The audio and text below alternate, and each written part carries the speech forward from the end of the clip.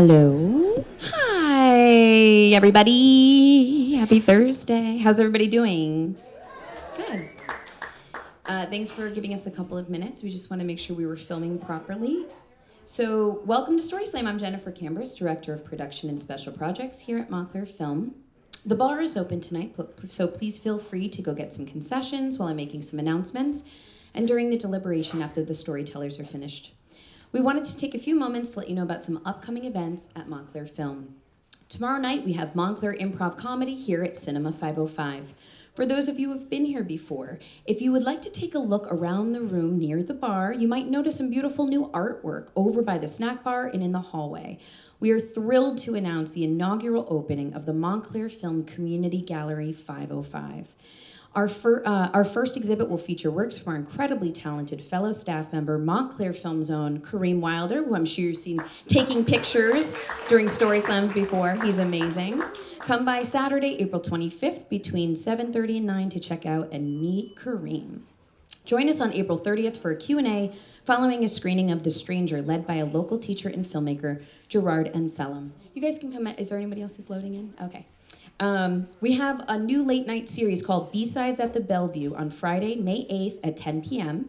We're showing the cult classic Enter the Dragon with a pre-film demonstration with Fist of Interception Institute. Guys, this is going to be epic.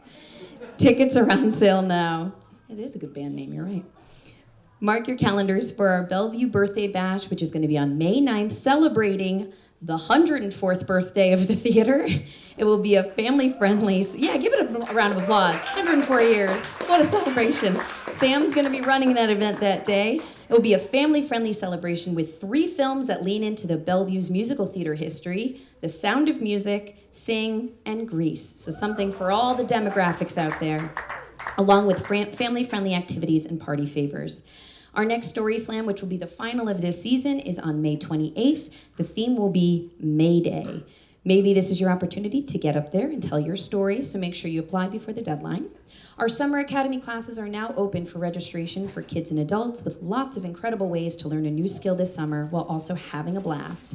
Visit the education page on our website for all the details.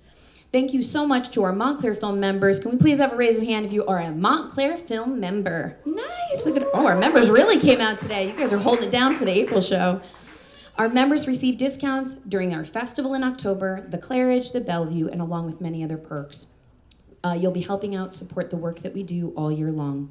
Please visit our website to find out more information and buy your tickets for all of our theaters and events in one place, montclairfilm.org.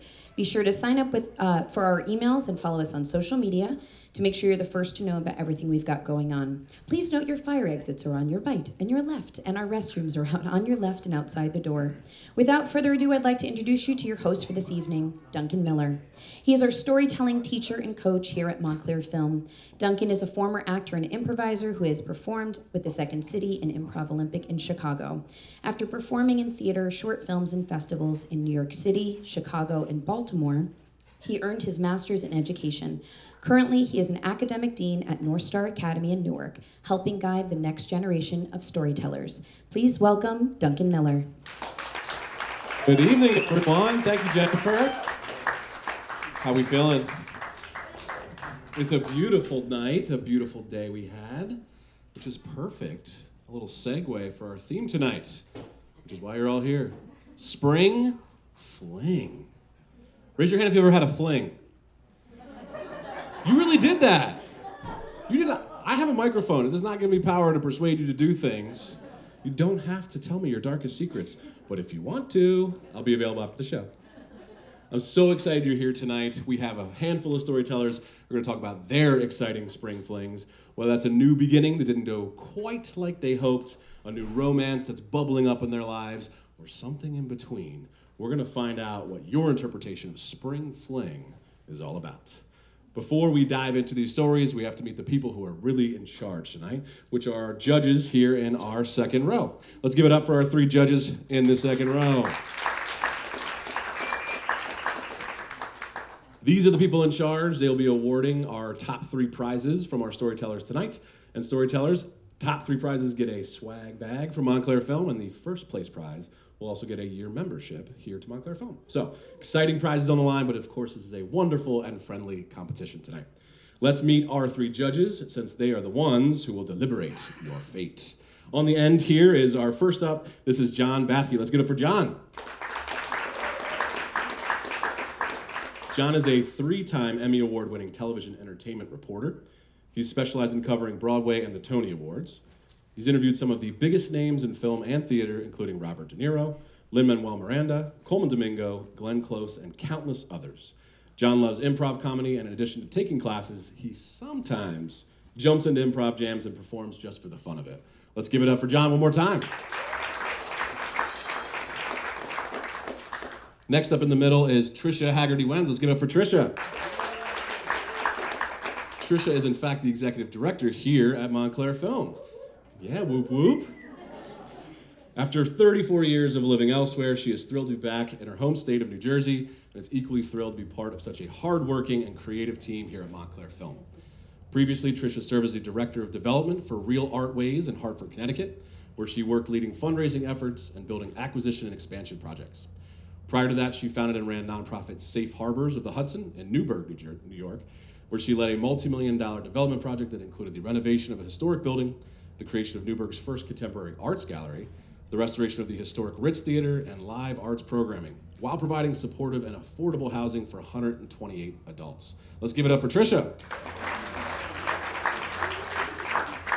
And our third judge on the end is Colin Carter. Let's hear it for Colin. Colin is a performance artist who's worked in all facets of production on both stage and screen here in New Jersey and in New York City for nearly 20 years. Colin's experience ranges from acting for theater, film, and television of all levels, including voiceover for animation, and even having the pleasure of being featured in the New Vision series during the 2016 Montclair Film Festival. Colin's also participated in productions as a crew member for film and television sets and directed plays for local and nonprofit theater. In recent years, Colin's been able to showcase his talents and share his love for storytelling by partnering with local businesses here in Montclair and the surrounding area to host sessions of Dungeons and Dragons, where he gets to weave spectacular tales with an enthusiastic and creative community of all ages. Let's give it up for Colin. Thank you, judges. All right, now that we know who's in charge, storytellers, this part's for you. Here are your rules of engagement for tonight. You'll have 6 minutes for your story, and the really only other requirement is to be on theme. Jennifer here in the front row will be your timekeeper, so when she holds up her green sign, you are halfway through. 3 minutes have elapsed. You'll get a yellow card when you have 1 minute remaining, and the red card means please wrap it up. Try to hold to 6 minutes. She will not be aggressive. She's very kind. So we think about a couple dynamics for your story, and that's what we will judge you on tonight. Overall presentation, the story dynamics themselves, and of course, the thematic interpretation.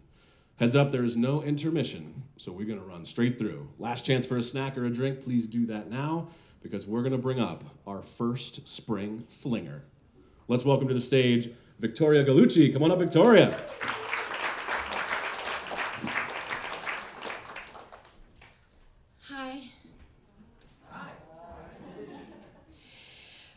When my marriage spun out of control and crashed after 11 months, I decided to flee the scene.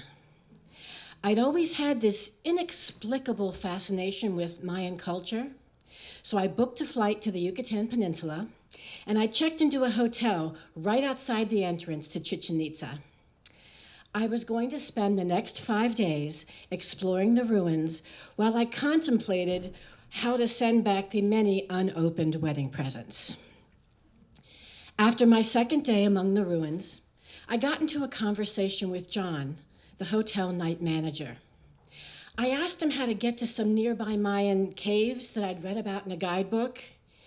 He told me that the caves were rarely open to tourists, but that he could get me in. He told me to meet him the next morning at 8 a.m. I said, okay. The next morning, I walked out of the hotel to see John standing next to a vintage BMW motorcycle. He handed me a helmet. I climbed on the back, wrapped my arms around this total stranger, and off we went. After a private tour of the caves, John asked me if I'd like to see some more ruins. Ruins that were not on any map, he said. I said, okay. A back road took us into the jungle where we hiked to a pyramid and climbed to the top. The view was spectacular. It was not lost on me that I was now deep in a jungle, atop a ruin, with a man I didn't know. But I was oddly at ease. After descending the pyramid, John suggested we go for a swim. I didn't know what I was agreeing to, but I was having a really good time, so I said, okay. We ended up in a cenote, where we stripped down to our underwear and splashed around in this underground watering hole with a group of naked Germans. Yeah. Back at the hotel that night, I called my best friend in Brooklyn, and I told her to go to my apartment and get rid of all the unopened wedding presents. Take them to Goodwill, I said. Unopened? She asked. I don't care, I replied. I spent the next day leisurely wandering through Chichen Itza on my own. I was especially drawn to the observatory because it was where the Mayan astronomers tracked the movements of planets and stars with amazing accuracy given the time. What I wanted more than anything was to climb onto the dome roof of the observatory and see the night sky the way the Mayans did. When I returned to the hotel, there was John waiting to hear about my day. I asked him whether exploring the ruins at night was allowed. No, he said. But what would you do if you could get in at night? And I said I'd find my way onto the roof of the observatory. Risky, he said, but let's do it. Meet me here at midnight. Now, I need to pause and tell you that this took place 35 years ago. What John and I ended up doing would be impossible to do today because the ruins are now heavily guarded. What we did was we snuck into the ruins and we entered the observatory and we scaled a wall and climbed out of the big hole in the roof where we ended up laying until 4 o'clock in the morning talking to each other. And that's where I found out that John was an ex-lawyer from Baltimore who walked away from it all and moved to the Yucatan because he too had an inexplicable fascination with the Mayans. By the time we got back to the hotel, I knew that the worst of the emotional wreckage of the end of my marriage was over. The next day, John drove me 3 hours on the back of his motorcycle to Cancun, where I was flying out the following day. We checked into a hotel and spent our last night together expressing a mutual passion that I never once felt with the guy I married. The mold broke that night, and I was free. The next morning, John drove me to the airport. It was time to say goodbye. He took me into his arms and said, I have been looking for you my entire life. I don't want this to end. Move down here. Live with me. I said no. I told him, I've been looking for me my entire life, and I found me here among the ruins with you. I'm going home now. I'm starting a new life, and the only person that I want to do this with is me. Then I kissed him one more time. I got on the plane, and I came home. Thank you. All right, keep going. Victoria Galucci. What a great start. Thank you. John from Baltimore. Y'all know who else is from Baltimore? You. Me. I am. Well, the county. I can't really claim it. People, welcome. Hi, how are you? Good to see you. Thanks for being here. Cool jacket.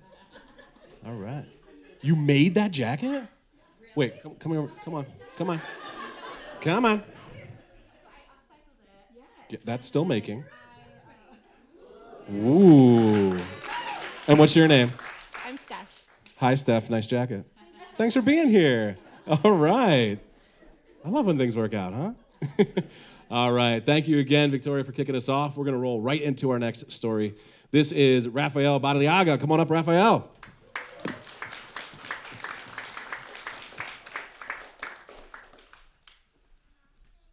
Hello, everyone. On my 20th birthday, my father said, "Look, if you're not a writer by 21, let's agree to give it up." I was 23 now, sitting in my New York City studio apartment. I had worked nights through my college years to save enough money to do what I thought every young American who wanted to write had to do: live in Paris. I was just back from 18 months on the left bank with my head full of smoky cafes, beautiful French women, glasses of red wine, trying to pound my memories loudly into a book on my Smith Corona manual typewriter. My father sent me a note. "When are you going to realize this writing thing is just a spring fling?" This made me pound the keys even harder, making an even greater racket. Suddenly, there was a knock on the door. I opened it to an imposing figure in a gruff voice. He said, "I hear you're a writer." "Where'd you hear that?" "I hear it every time I walk past your door." "I have an assignment for you." "What assignment?" "Stories for the bicentennial edition of a union newspaper." "I don't know anything about unions." "Are you a writer?" "If you're a writer, you should be able to write anything." My new colleague, who lived on an upper floor in the building, would deliver slips of paper with name and address in front of my door. They would send me to the outer reaches of the 5 boroughs, where I would sit across from very uncommunicative, extremely suspicious guys and try to drag out of them their union's contribution to the history of New York City. These were the 70s. Not a good time for the city, teetering on the edge of bankruptcy. Jimmy Hoffa had disappeared, and this combination of factors made these guys more than a little edgy.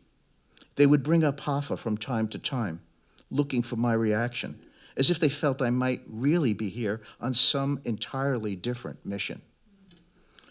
On one of the visits, the guy at the desk leaned on his intercom and shouted, "Dolly, I got the guy. You were seen taking pictures of this building. Who sent you?" "I've never been here," I said.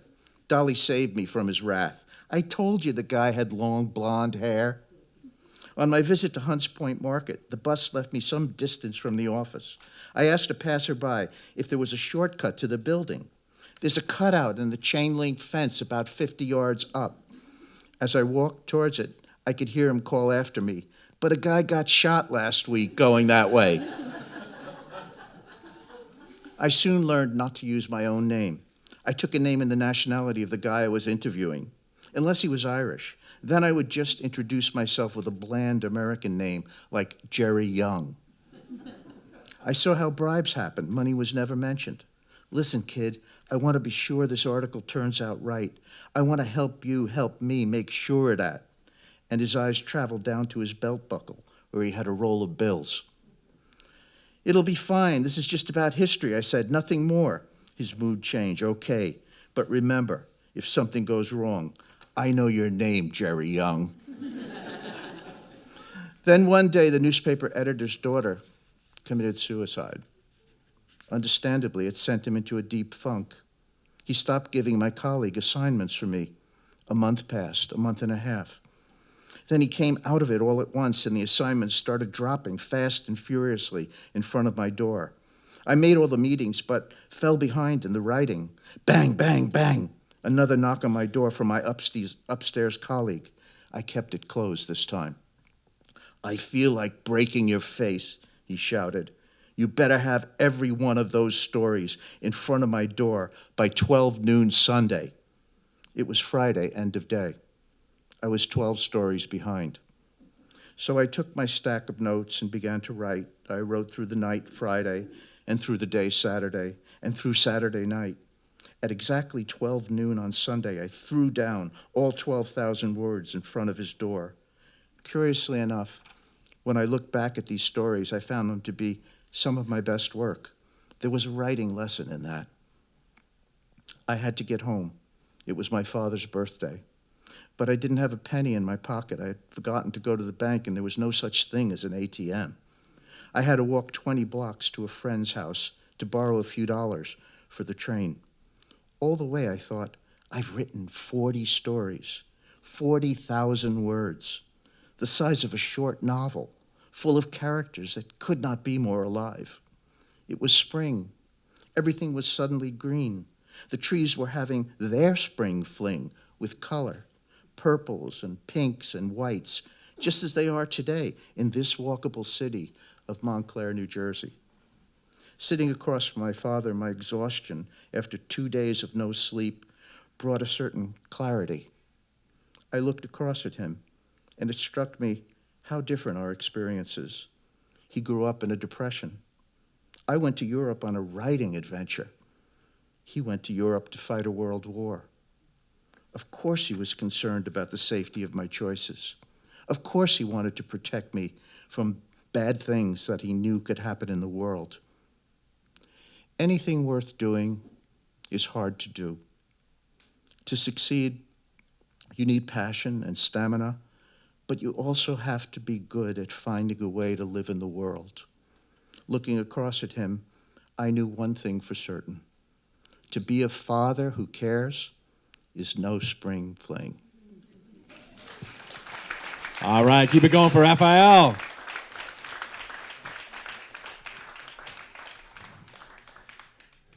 Deadlines are a hell of a drug, huh? 12,000 words in 24 hours. Wow, prolific. All right, for $15. Wow.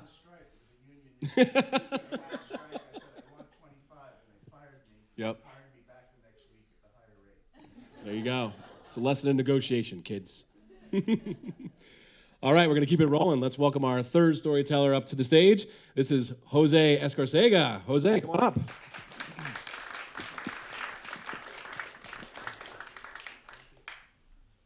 Thank you for saying my last name correctly. Even I can say it. Has anyone here ever dreamed about packing their bags and starting their life again in another country? Please raise your hand if this thought has come to your mind. I see a couple. And if this thought has come more than once, please raise your other hand. I see a couple, yeah. Put your hands up in the air. Put your hands up in the air. Yeah. Well, I'm sorry to tell you that this is more of a trauma response than an actual dream, but we'll keep it as a dream. I did it, and it didn't work out as I expected. And that's why I'm telling you my story right now in front of you. It all started back in 2010. I was in Peru, and that's when I met my ex. Spoiler alert. I was on my way to Machu Picchu, and I was living in Chile. She was living in Cusco, and we met on a tour. We went out for dinner, and we had a great night. And that was it.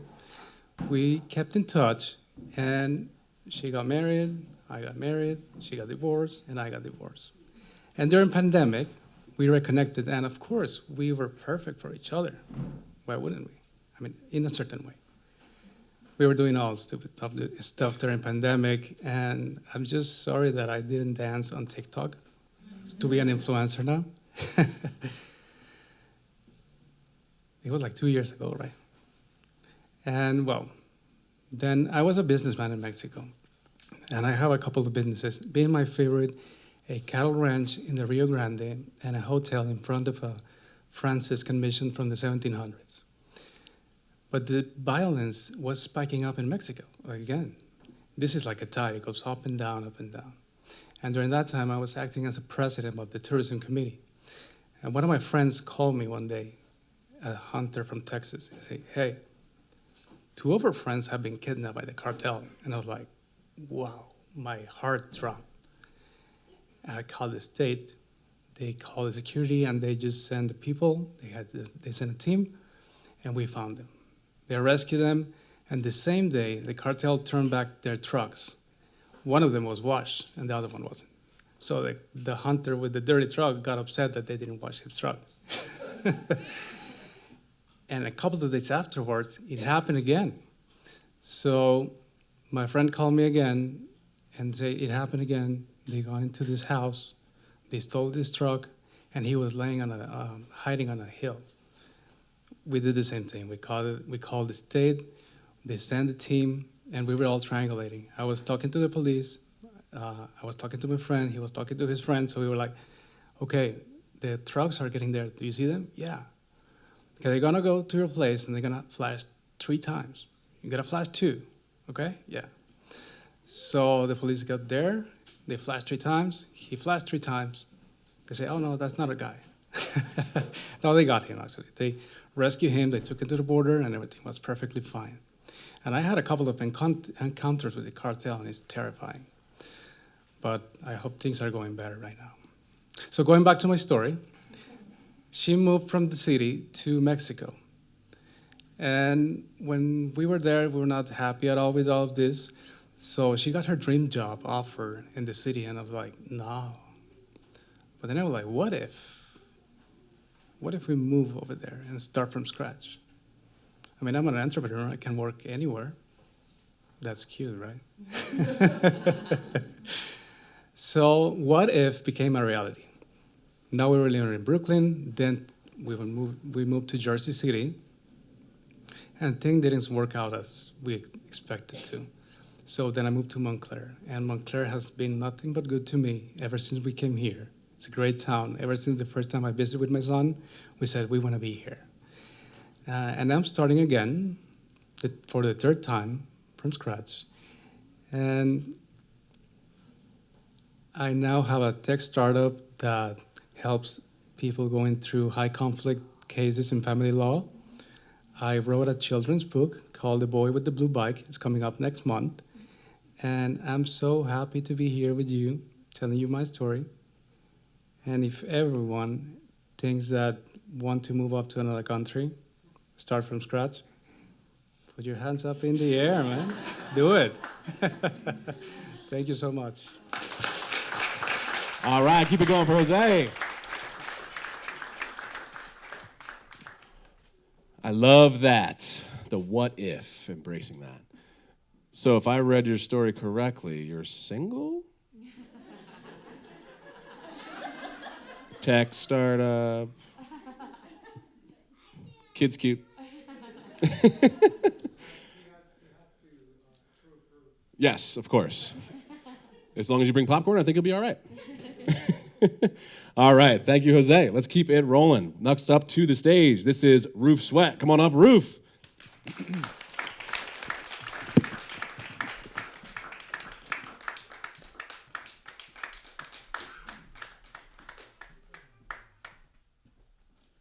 Hi. So I want to tell you about my house. I want to share a piece of my story, not the polished version, but the part that shapes how I see the world and maybe how I see you. I grew up in an interracial family. I was adopted. Both parents were white. So I have siblings totaling 9, 6 biological children of their own, and 4 were adopted. My father's mother would never let me in her house because of the color of my skin. I was told to wait outside. And even after a fun day at the beach, when we would come back to rinse off the sand from our bodies, everyone else was allowed in the house, and I was handed a towel and told, you shower outside. That moment burned a memory in me that I'll never forget. It was the first time I was literally told I didn't belong, that I was less than others. And worse, I had to accept that. No one went to bat for me.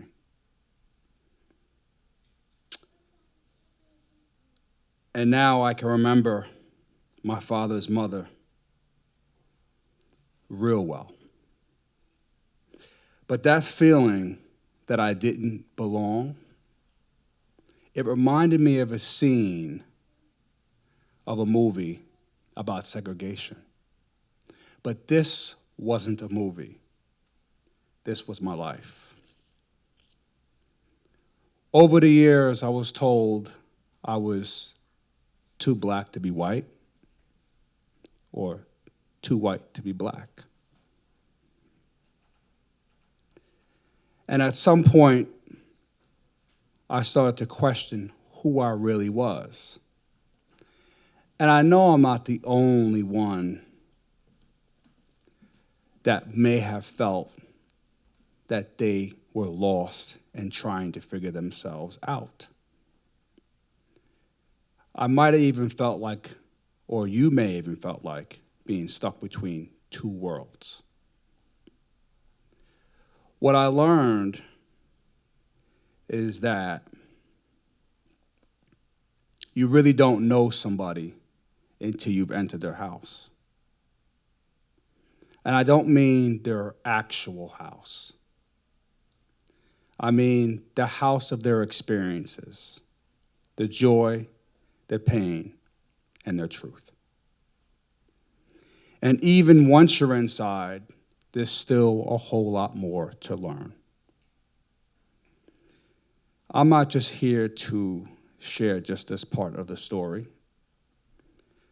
I'm here to share how I overcame such a challenge, which was using the ROOF framework, which is resilience, ownership, openness, and foundation.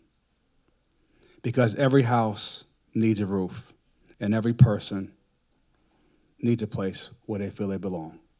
Thank you. Let's keep it going for Roof Sweat. And I would argue every StorySLAM needs a roof, too. Thank you, sir. All right. Are you Shayna? Shayna, hi. Little traffic, little delay getting here. So we're going to move to Mike, and then we'll come back to you, okay? Give you a chance to breathe and enjoy the vibes. All right, let's welcome to the stage our next storyteller. This is Mike Salona. Come on up, Mike.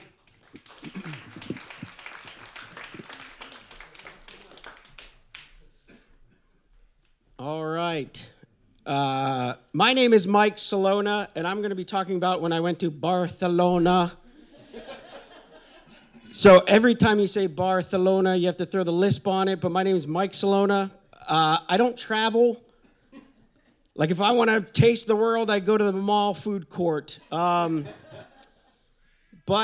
I just found out recently that it's not General Sal. Like I'm a dumb Italian, you know? It's General So's. All right.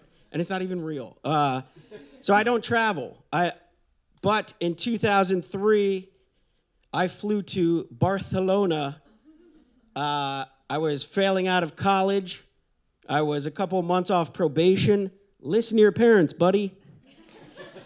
And I was visiting my brother, who was in a law program, and he was teaching English, and he went to other countries during civil wars and was building houses for underprivileged kids and mentoring gang members through long-distance running. My parents definitely have a favorite. But I went to Barcelona, and I was culture shocked. I got off the plane. I tried my first mango. Pretty cool. Yeah, I grew up poor. I never had a mango. People in Montclair are like, you fucking idiot. Yeah, I also, I learned to drive stick shift on the other side of the road in a smart car while cutting up pepperoni and smoking hand-rolled cigarettes. I mean, don't always listen to your parents. But yeah, it was wild. I also learned I had a food allergy there. And I went to a back alley, and some guy that looked like a drive-through window that you knocked on, it seemed like the weirdest drug deal, but apparently there's hospitals there, and I got medicine for free. Don't eat shellfish. But it was some of the best times of my life, and I rode a bike everywhere with bread in the basket there. Pan con carne, por favor. And because I'm fat, I learned how to say dos. The first week, I would just go to McDonald's and be like, numero dos? It is different there than it is here. But this story is about how I went to a 24-hour rave. My brother was busy. He was in finals. And we're very different. So I would go out. I took him to a 24-hour rave. And the first one was in a warehouse, and we were the only 2 Americans there. And they made us, there's stages, like literally 2 giant stages in an abandoned warehouse. And they put on Third Eye Blind and made us rap it. There's 1,000 people in this warehouse, and they're like, the Americans, get on the stage or you will die. And we're like, oh, man, okay. They had us freestyle battle in front of everyone. We were show ponies.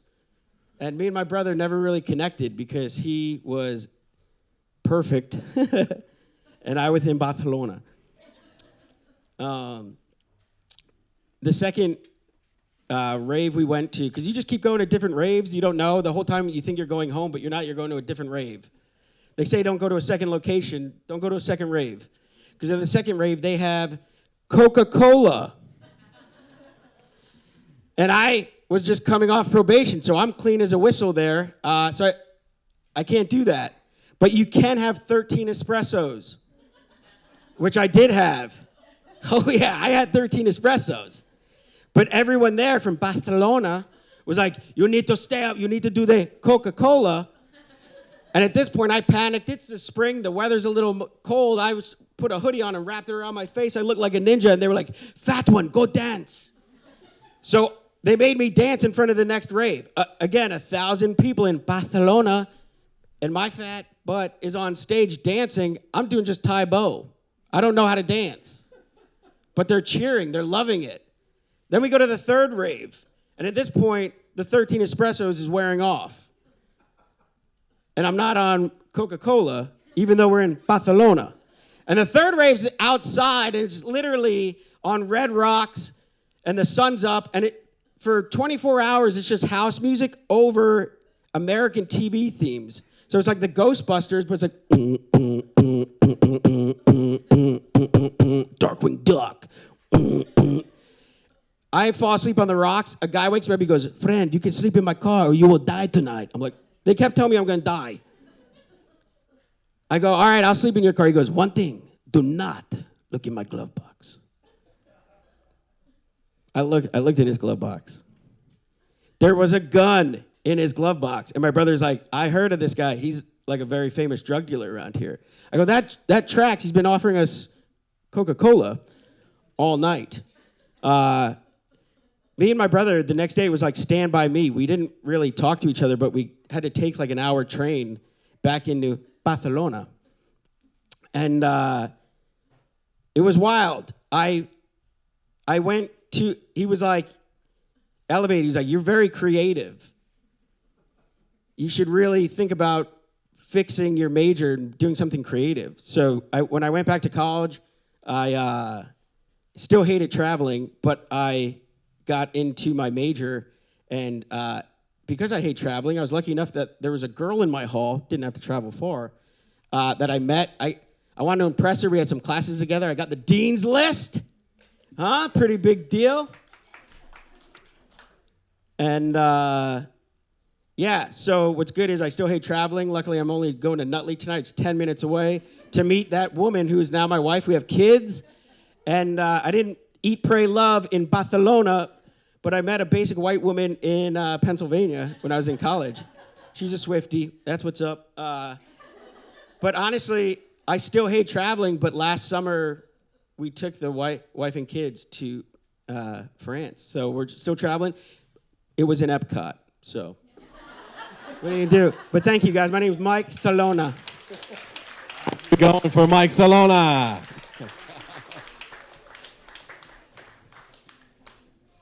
I'm not good at math, but 24-hour raves 3 days in a row? Or was it one rave that actually never stops? Maybe I tried the Coca-Cola. Also helps you with math. No. All right. Thank you so much. We're going to keep it going. Shina, are you ready? Wonderful. This is Shina Gonzalez. Let's give it up for Shina.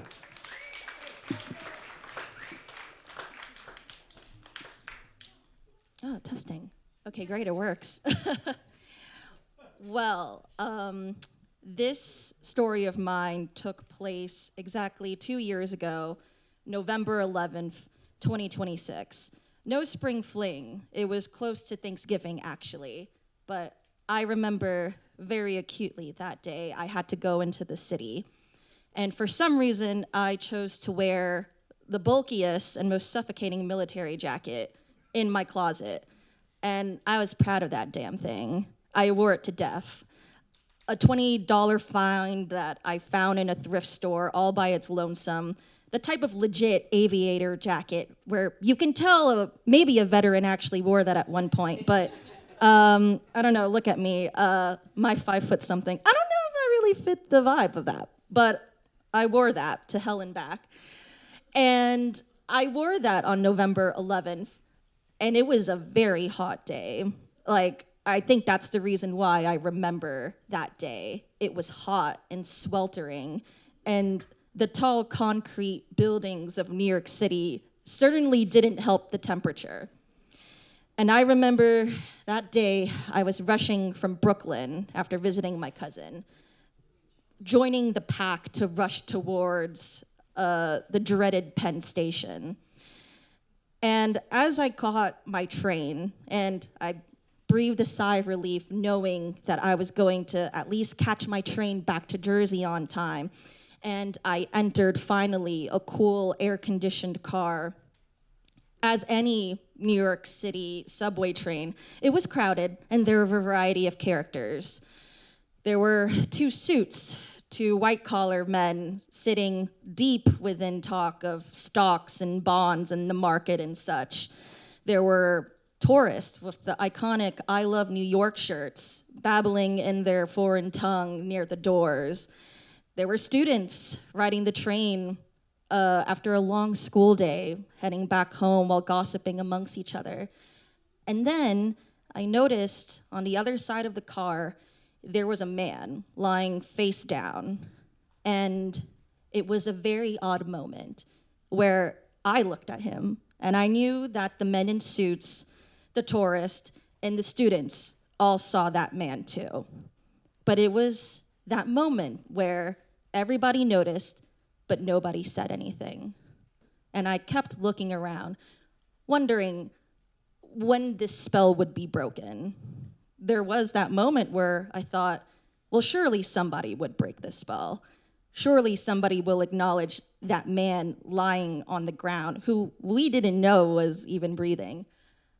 But as I stayed there and I let a stop pass by, I realized that nobody was going to move, and nobody was going to look, and nobody was going to check on him.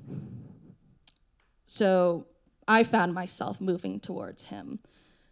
And I didn't know what to expect. I know my mom, I can hear her now saying, Shina, why would you do that? You're literally a small woman. Why would you do that?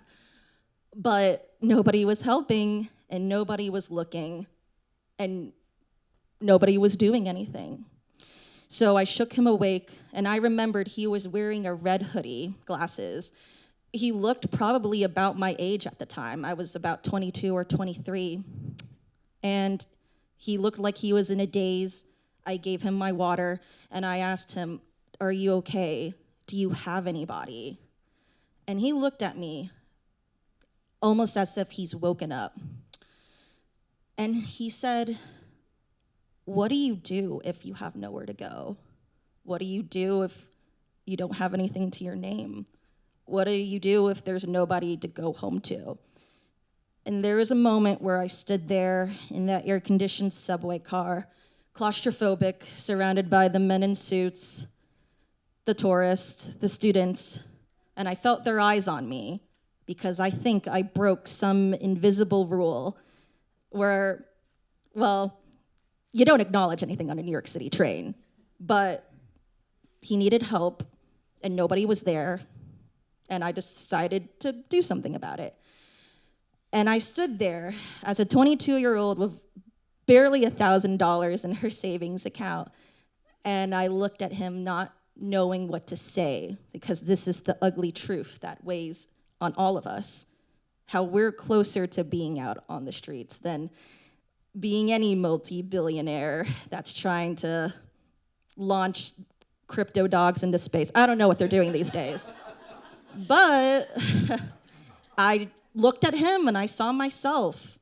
I knew I was struggling. I knew I could very well end up like him, and all I had was the dollar bills in my military jacket and my water bottle, and that's all I could give to him. And I said, there are resources, there's the public library, and there are people who want to help. And I'm sorry I can't do anything more. Take care of yourself. And so I gave him the money and the water, and I don't know what happened to him. I still think about what could have happened to him. That young man in the red Harvard hoodie sweatshirt who had nowhere to go and nowhere to go back to and not a penny to his name. And I think to myself, I hope if I ever find myself in that situation, somebody would help me because I needed somebody. And I hope that anybody else in this room, if you see somebody like that, you'll help them because nobody else would. And that was my spring fling in November. All right, keep it going for Shina. And let's keep it going for all the helpers out there. Yeah, that weird unspoken thing on the train is we all see it. We don't talk about it. We're not addressing it. But if you've never been on the New York City subway, if the car is empty and well air-conditioned, you still don't want that car. Just keep moving. Find a new car, okay? Take care of yourself. All right. Thank you so much, Shannon. All right, we're going to keep it going. Let's welcome to the stage Briege Julian. This is Briege. Come on up. Yeah, give it up.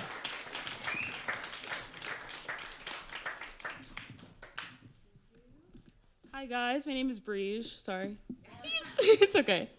I'm so happy to be here. I only did one other story slam, but I had ran into Jennifer in the street, and I was like, okay, this is weird timing, because this was like maybe a few weeks ago. I was going through a moved out of my childhood home just like literally last month, and the timing was perfect because I was just going through a lot of transition. So I decided to sign up and really think about the idea of spring fling and the idea of what it meant to me and how it's impacted me recently. So I decided to tell the story in a way where I'm thinking about spring, right? So like I thought about garden, blossoming of whatever.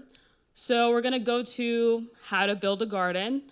We start with the root, the foundation, the dirt. So that root, that foundation for me was last spring. So spring 2025, I was in such a different place.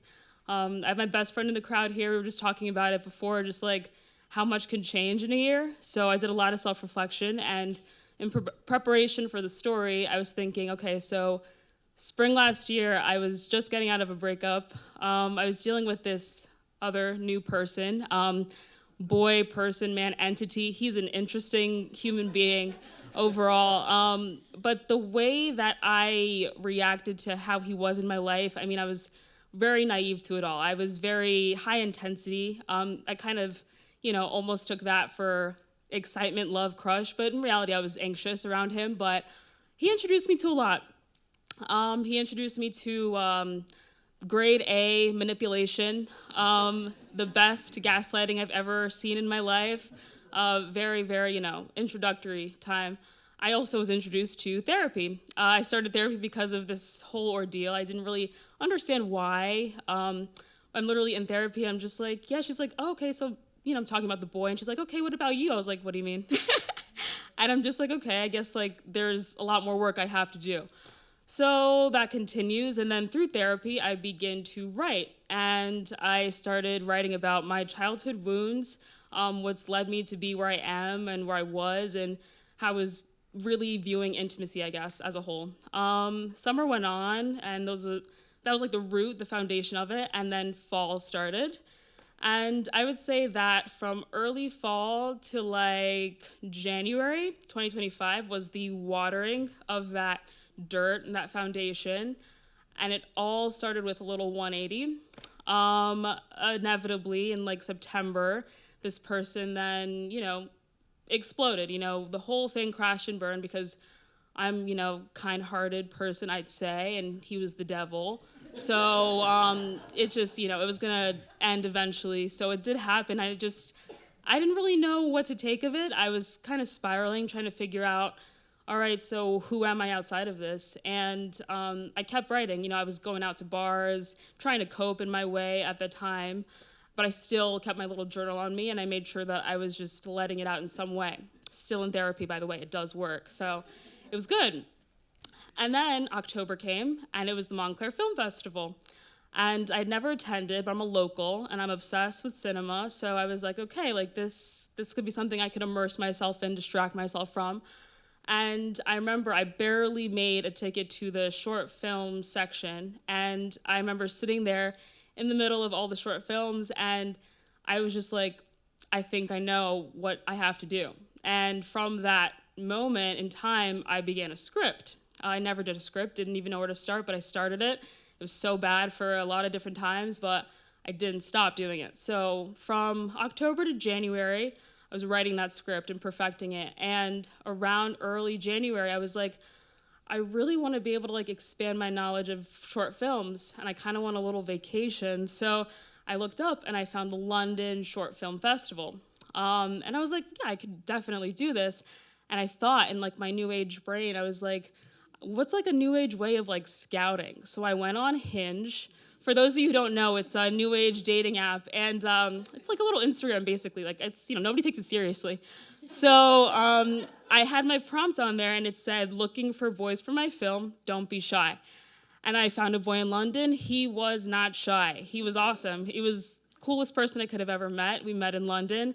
And I would say maybe like 2 months later, he flew to America for the first time, and he shot the film, shot by my best friend in the crowd there. And I would say from the moment we shot that film, which was about a month ago, up until this very second that I'm talking to you guys here, I can proudly say that I'll be submitting the film to Montclair Short Film Festival for the fall of 2026. And yeah, it's called The Boys in My Bathroom, and it's about a lot of crazy boys in my bathroom. And I hope you guys can all see it. That's my spring of fling. All right, keep it going for Breeze. How many boys are in that bathroom? I love that. Congratulations. And yeah, I mean, that's literally within a year. Totally different opportunity. Turn it around. Try something new. I feel like the spring fling theme is landing. Put yourself out there. Try something different. All right. Thank you. We're going to keep it going. This is Scott Pleasance. Welcome, Scott, to the stage.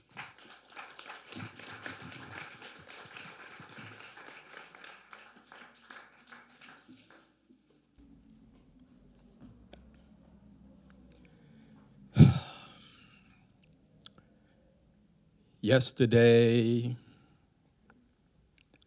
all my troubles seem so far away.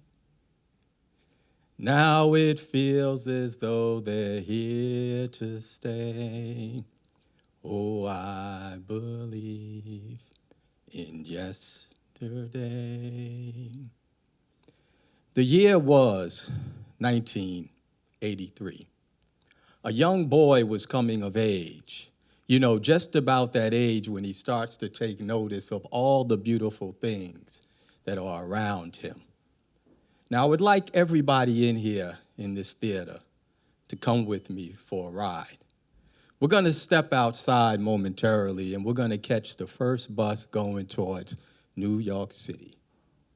We're going to ride through the tunnel. We'll end up at Port Authority, and then we're going to hop on the shuttle and go cross town to Grand Central Station.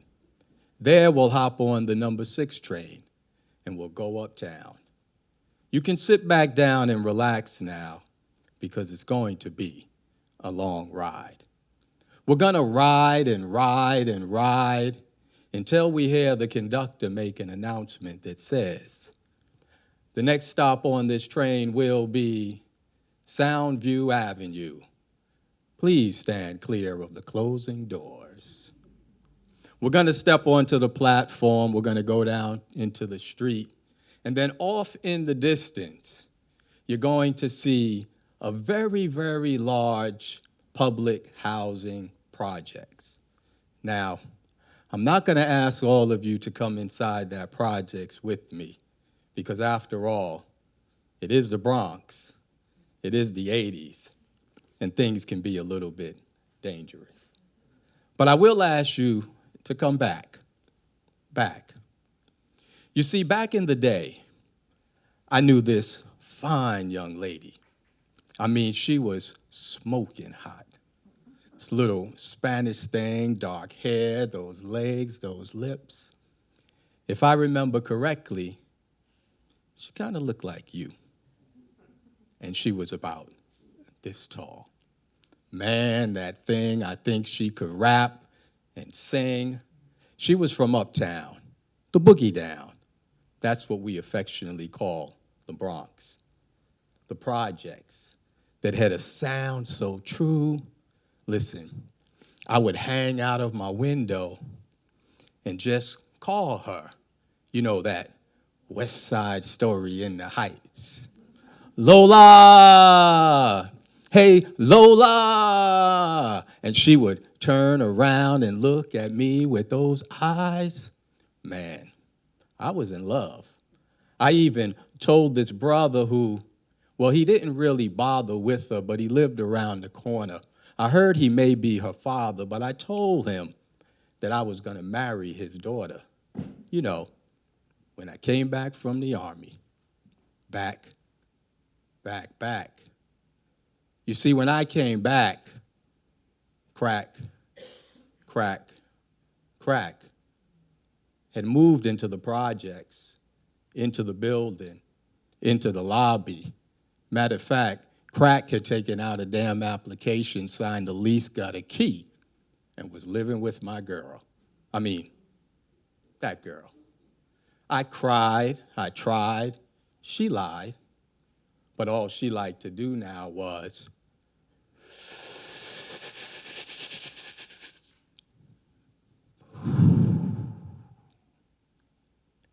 get high, you see. Now, word on the street was it only got worse. That thirst, that curse. People were using the analogy saying that she was first in line, chasing that hearse. Now, many years have since passed since I've seen her. Lola. I thought I saw her on the train, sleeping in the last car, out on the street, having a drink by the bar. And when I walked by that bench, that stench, hey, if you're ever uptown around the projects around the way, and you come across those fine young ladies who won't give you the time of day, ask them if they know what happened to, or you may have to ask their mother or brother because it's their sister's story. And they're gonna act like they don't know her. What happened to my girl, Lola? Yesterday, all my troubles seemed so far away. Now it feels as though they're here to stay. Oh, I believe in yesterday. Do you? All right, keep it going for Scott Pleasance. You have been a fantastic audience tonight. We have one more storyteller coming up. Let's welcome to the stage our final showcase for tonight. This is Danielle Sepulverius. Come on up, Danielle. I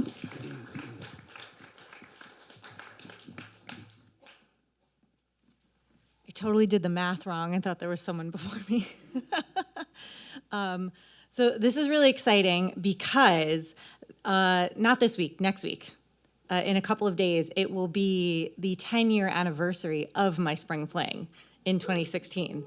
So, Gary, I hope everybody's in the mood for a little romance.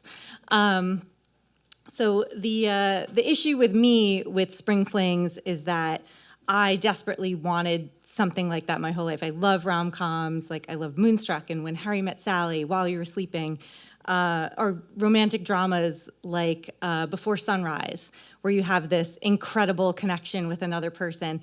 But the problem is I'm incredibly uptight. So it's really hard for me to sort of find myself in those situations because I'm overthinking everything. So in 2016, my job that I had been at for 7 years was coming to an end, and it was the longest I've ever worked somewhere. I had worked on a TV show, and it was coming to its natural conclusion, and I thought, as a gift to myself, and also to sort of get over the sadness of this amazing opportunity ending, I was going to go abroad for a little bit on a trip by myself, which I had never done before. And so I applied for an artist residency in Iceland. Iceland was kind of the hip place at the time. I remember when I was going to the airport, my dad was like, "Say hi to the Kardashians," because they had apparently been there the week before. So I got accepted to an artist residency where you submitted to say you were going to work on a project for the month that you were there, and I said I wanted to work on a novel. And so I took a red-eye flight to Iceland, arrived about 5:48 in the morning. Luckily, my hotel had a room available. I went to sleep until about 3:30 in the afternoon, got up, took a shower, got dressed, and thought, okay, let me explore a little bit, because my residency actually started the following day, and a car was picking me up in Reykjavik to take me to a central part of the country. And so I had flown in a day early just to sort of get my bearings and sort of, wander around. And I thought, I can't do that sitting in my hotel room. So I wandered around. The weather was not great. It was about 47 degrees and rainy and cold. And I ended up back at the bar in my hotel, and I was asking the bartender, hey, do you show any American baseball on the TV here? I'm a Mets fan. Yes. They finally won one yesterday. So he wasn't understanding me, and he was going, baseball. And I said, sports, American sports. And he goes, oh, there's darts in the back room. And I said, not quite what I was going for. Okay. But as I'm having this conversation with the bartender, this guy next to me turns and he said, oh, you're from the States. And I said, oh, yes, so are you. Because almost everyone around us was speaking different languages. And we get to talking, and he's there with a group of friends, and we had a one-day overlap. It was my first day there. It was his last day there. And he was there with a group of friends, traveling something that they did once a year. And we're all talking, and he and I are totally hitting it off. And then he says, oh, come out to dinner with us. We're going out for our friend's birthday. And I said, no, I don't want to intrude on your group, but I was very attracted, and he was very handsome. And they ended up leaving after trying to convince me. And after they left, it hit me again. Oh my gosh, I'm alone. I'm here for a month. Should I have gone with them? I don't know. We had exchanged information, I think emails at the time, and I went to pay my bill thinking, I'll just go up to my room and call it a day. And the bartender said, oh, the gentleman next to you added your tab to his and paid for you. And I said, oh, that was really nice. And as I walked out of the bar, I was trying to send him an email to thank him, and there he was in the lobby. And I said, oh my gosh, thank you so much for paying for my tab. I was there probably at least a half hour before you guys even got there. And he said, will you come out to dinner with us now? And I said, okay. And so I went with this group of people I had just met an hour earlier. We went out to dinner where I tried puffin, and it tastes like chicken. And then we went to bar after bar after bar, and we danced and we drank, and somehow the two of us peeled off from his group of friends, and we were walking through the streets in the middle of the night, and ended back at the hotel and sat in the lobby and talked till 9 o'clock in the morning. And it was the most magical, amazing night of my life. I don't think I've ever had anything similar since. And I called my best friend, and she said, oh my gosh, you're going to marry this guy. And so he left, and I had my month there, and we talked every day. And then I came back to the States and I panicked a little bit because does the spring fling translate to reality? And I can say that 10 years later, we're still friends and we see each other 1 to 2 times a year for dinners or various things. He's taken me to the memorials in DC where he lives at 2:30 in the morning, which I didn't know you could do, but it's very romantic. And I think the thing about spring flings is that you can make up your own rules. And because my best friend said, you totally messed up. You're either supposed to just see him that one night and never see him again, or marry him. You're not supposed to be casual friends with him for 10 years. And I told him I was coming tonight. He doesn't know that this is the story I'm telling, but perhaps I'll send him the link when we upload it and say, maybe after 10 years, it is time for us to actually go on a date. Thank you. Yeah, Danielle. He's gonna see this online. Oh my goodness. Oh, that is the note to end on. How sweet. I'm very excited. Is Iceland romantic? People been there? Yeah? I'm looking, sorry, Mike, for places to travel to. I'm very excited. Let's give it up for all of our storytellers and yourselves. You've been a great audience tonight. Thank you so much. We're going to invite our judges to head upstairs and deliberate. They'll be upstairs for about 10 minutes or so. Our bar is open. Please go meet a storyteller who compelled you tonight. Meet the person sitting next to you, say hi, and meet somebody new. Thanks so much. We'll be back with you in about 10 minutes. All right, so if you've never been here at the end of a Story Slam, we are going to announce the third, second, and then first place prizes. Storytellers want to get a picture of you with the judge, and of course, luxurious swag bag you're going to receive. Yeah, so we'll get you pictures of our top 3 winners, and then the group of winners as a group, and then we'll do one group pick to document this evening of all of our storytellers. Let's give it up one more time for all of our storytellers. Thank you for being a fantastic audience, and I'll send it over to Colin. Kick us off. Yeah, so our third place winner, this was chosen for their a lot of creativity, the immersiveness that they supplied us, and also the very unique kind of perspective and structure, and also leaving us with that what if type of question. Third place goes to Scott. All right, Scott, come on down. Congratulations. We get a picture of you guys together. Scott, will you step back there? Perfect. Will you turn the bag around? Let's get the front. Yes, sir. Thank you. Very nice. All right. And next up, we have Trisha to introduce our second place. Hi, everybody. I have so much fun judging. This is my 3rd time. Oh, the swag bag.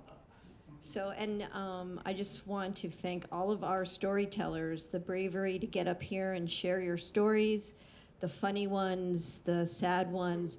It's what connects us. Humanity is storytelling, and it's why we're all alive, is to have those connections with one another. So thank you, everybody who gets up here anytime and tells a story. So, I am imagining somewhere in Yucatan, there's a man named John telling a story about his spring fling and wondering what happened to our second place winner, Victoria. Give it up for Victoria Gallucci. Very nice. Congratulations. And there is a thing as Google Victorias, where we find all of our ex-boyfriends and the girls who bullied us in 3rd grade.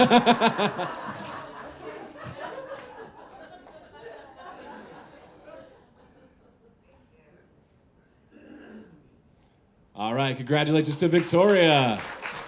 And John, bring us home first This place. is the moment. This is the moment. This is the moment. This is the moment. You know, one thing that we were thinking so much about in this process is the vulnerability that everyone shows. It takes a lot to open your heart to a group of strangers and to share a special moment in your life. And will other people think it's a special moment?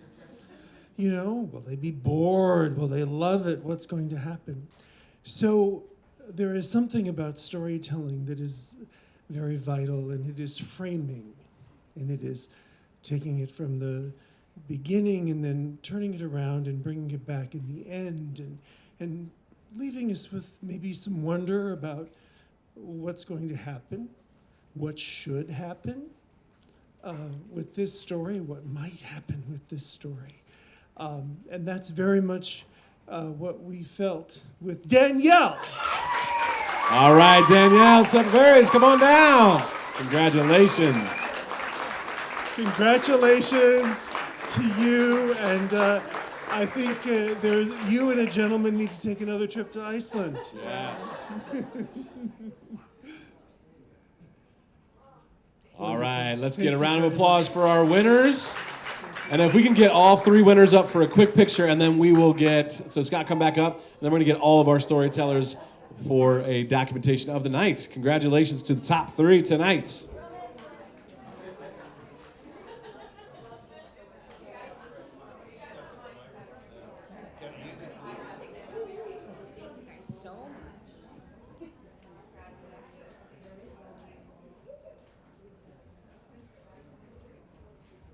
All right, and can all of our storytellers come join us? Winners, I want you to stay up here. We're going to come have them flank around you. Thank you for participating in a friendly competition. Let's give it up one last time for all of our storytellers and their offerings tonight.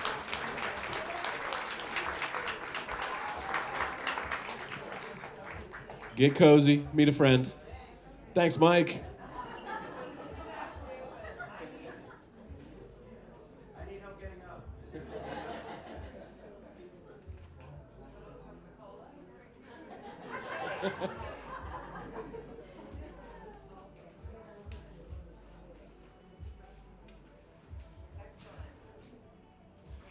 All right, very nice job. Thank you for a wonderful evening, everyone. Appreciate you coming out tonight. Check us out at montclairfilm.org. We got classes, we got things to do, and next week we'll be back here, same time, same place for May Day. We hope to hear your stories next time. Get home safe, everybody. Have a good night.